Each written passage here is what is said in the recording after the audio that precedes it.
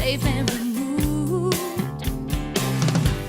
You never get hung up. Never. Thank you, Laylee. That was awesome. Give her another hand, please. Well, thank you, everybody. I am humbled to be here. And I am, of course, one of the all-time greats at being humble. I am a prolific tweeter. So I'll start off, I'll warm you up with a few tweets. This was published in the American Indian Culture and Research Journal. It's a serious journal, and every now and then I write serious stuff. This is not one of them. It's called The Blackfeet Are a Tall, Dark, Noble, Stoic People, and then there's me. I hate how people stereotype Indians as violent alcoholics. It pisses me off so much I just want to go get drunk and beat somebody up. Got drunk, tried to fight 3 guys at once, then got kicked out of a bar, which is pretty much just an average night for a short native guy. I say potato, and you say it like a douche. Oddly enough, that's like my most liked tweet ever. My body is not my temple. It's more like a really awesome whorehouse. I have a lot in common with Nelson Mandela, mostly that we've both been to jail before. New neighbor was sitting naked on a mat in his living room watching TV with the door open. Okay, nobody out weirdos me, challenge accepted. I wish just once in my life I could be as happy as those guys on Maury. In the instant he says, and you are not the father. Sometimes you get that spark with somebody so bad that you can't even wait until she's fully inflated before you have to have her. I don't know what the big deal about disciplining kids is. Look at me, I got spanked by a stripper last night and I turned out all right. Some of these I really can't read, so. All right, I'll read one that I never read in public. Thomas Aquinas said, the things we love tell us what we are, to which I just have to say, are you calling me a pussy, motherfucker?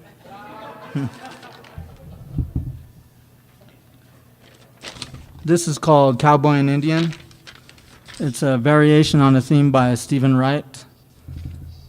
My affliction is peculiar, she said. How so, I asked. I met this beautiful woman in the manager's office at my apartment complex. She was a new resident. When she said that she was Austrian and Japanese and wondered how this exotic combination could have ever occurred, I nerded out and delineated the respective histories of Japan and the Austro-Hungarian Empire. Later, she told me she was a dancer at a local strip club. Her affliction was that she was a sex addict. I only want to have sex with Native American cowboys, she said. Well, that is interesting, I answered. Oh, by the way, my name is Bronco Large Tomahawk.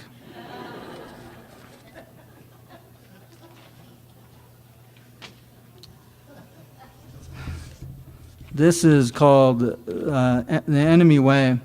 I got the idea from a James Welch poem called Arizona Highways. And he uses a name of a woman in there called Yolinda. And I thought that was kind of a unique name, so I decided to write about it. Enemy Way. She knows me in her chindi dream, James Welch. Yolinda. She was 20. A girl. Lies. In a pair of blue jeans with a big black belt cinched firmly around her hips. She walked clockwise around a row of desks and sat next to him. Yolinda, he mouthed to himself. Now that was a name he could live with. Yolinda. She is 30. A little woman in a black dress with a white scarf. She comes to him in the night, standing over his bed, before walking counterclockwise to the air conditioner, then back again. He shivers from the cold. She sits next to his pillow and looms over his recumbent body, black-souled and hollow-eyed. Yolinda, he whispers. Her breath turns to frost, and he can see each letter form in the gelid air. She reaches toward him with a hyphen. The letters in her name hang in the air for a moment, then dissipate. E, U, L, Y, N, D, A. Now that is a name he could die for. Thank you. This is called From Breath. He does not say a single word. He is a solitary traveler, alone in his thoughts, alone in his actions, surrounded by his own discernible silence.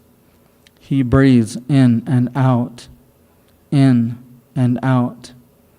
Everything else around him is quiet, so much so he can hear the scarcely audible sound of his own breath, faint and rhythmic, in and out.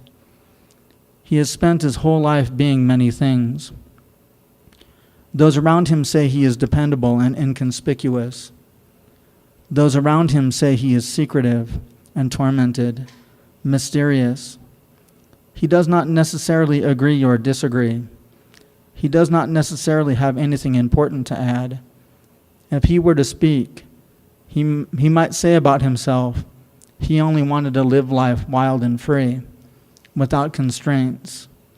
He might say about himself he felt trapped, that he walked through life cloaked in a shroud of unceasing bleakness, incapable of quelling a perception of imminent ruin. He might say about himself he wanted to be significant, to do something remarkable, unforgettable, in and out. He might say, sometimes in this world, you can't escape yourself. You can't escape darkness. You may live with privilege, with love, with a sense of happiness, but ultimately this is a facade. This world is illusory, and he knows you can't escape reality. Sooner or later, your eyes are open to it. You face it with every single breath, in and out.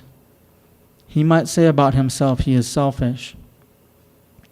He might say about himself he's having second thoughts about everything, but he says nothing. He does nothing.